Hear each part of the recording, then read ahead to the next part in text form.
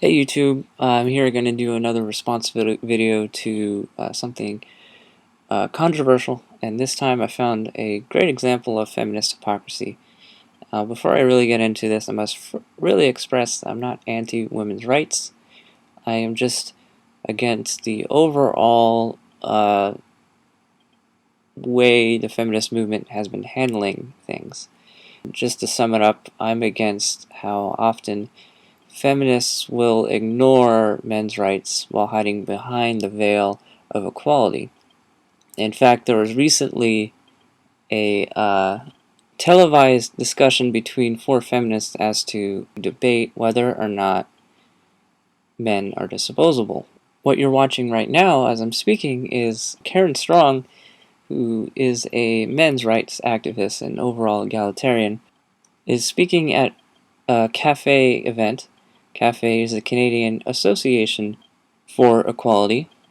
After she spoke, she had a Q&A, and the first question, which was legit, a concerned parent was voicing a really large concern he had with how situations were being handled with his son at school. And then the second question completely ignored the answer to the first question. And it ignored what feminists consistently ignore. And I'll get back into it after you see it. It'll be about 10 minutes long, but enjoy. I want to share with you an actual incident that happened I have two boys, 11 and 13 years old. This actually happened to my eldest son, who's in grade 8.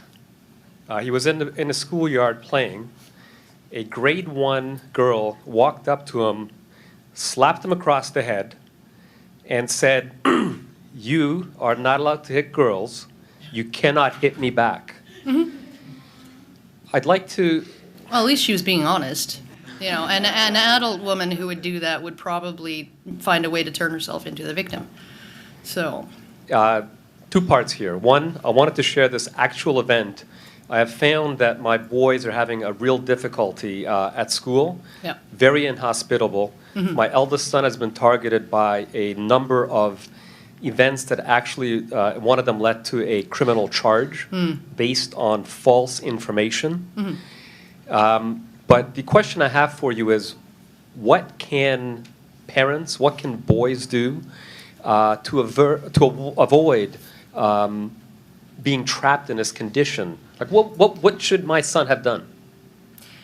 You know, the really horrible thing is what I told my son.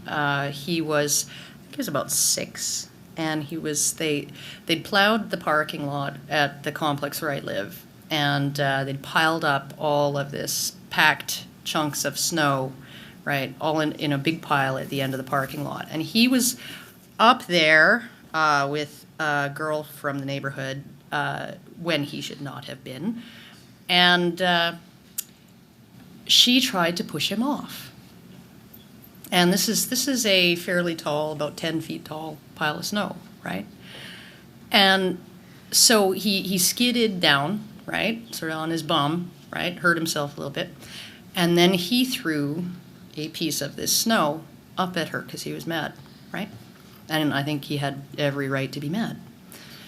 And when he came in and he told me about it, he was really upset because he was scared that he was going to get really seriously hurt. And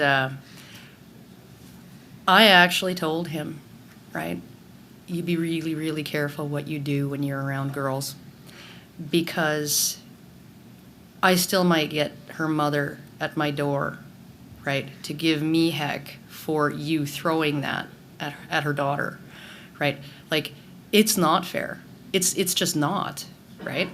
But you have to be aware of what other people are going to think.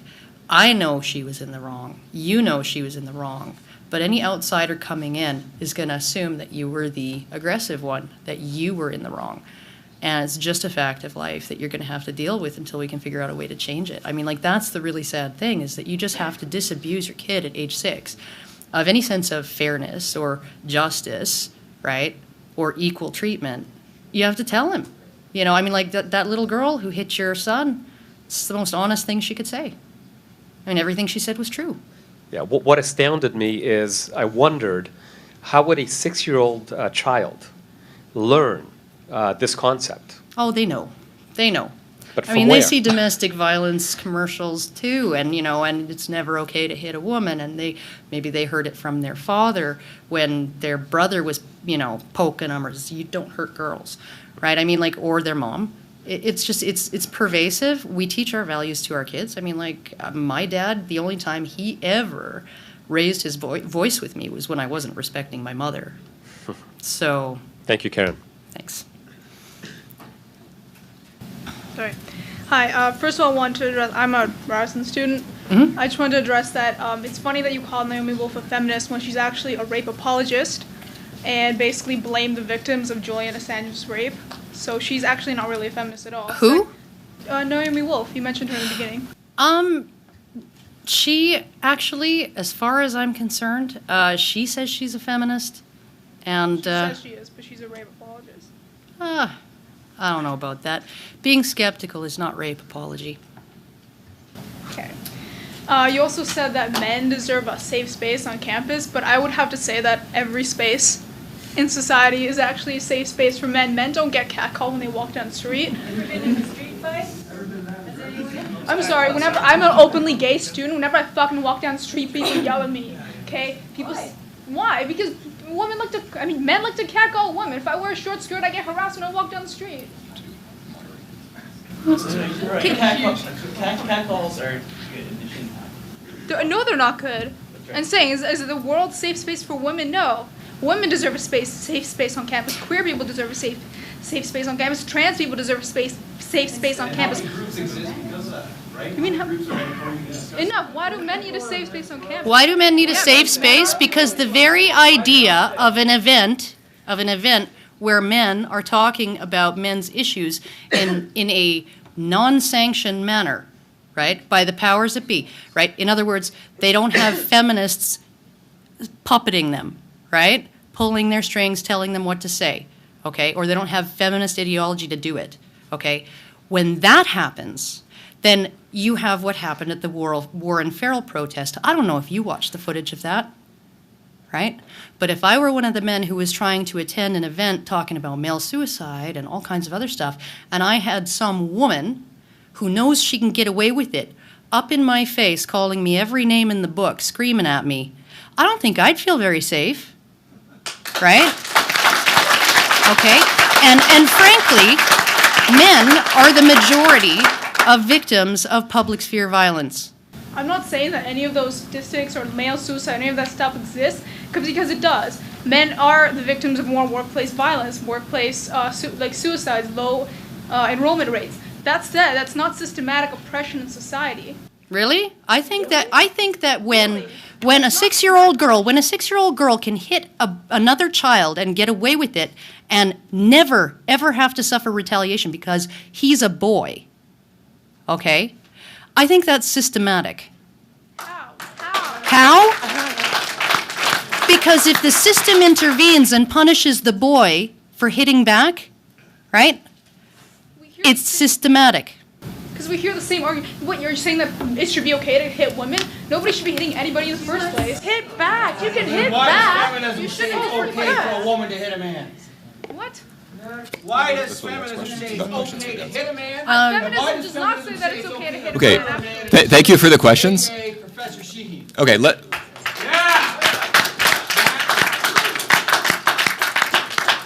we appreciate the questions and the conversation that it resulted in.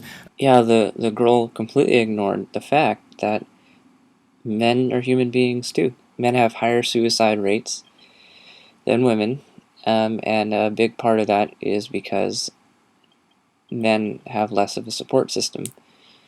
And I could get into really deep things about in society and growing up with expectations of masculinity and how there's an expectation with boys and how we're taught to suck it up, but overall society does not create an open space for men to be vulnerable and express things that are bothering them or hurting them. In general, what I hear from men's rights activists is they don't want to get rid of women's rights groups. They would just like an equal and fair amount of representation between both genders. If you want to see the video in its entirety, she answered questions for an hour and a half, and she had a 30-minute speech. So I provided all the links below, including the link to what Karen was referring to about the feminists who were attacking the men at that group. And you should really check them out. And yeah, thanks for checking out, guys.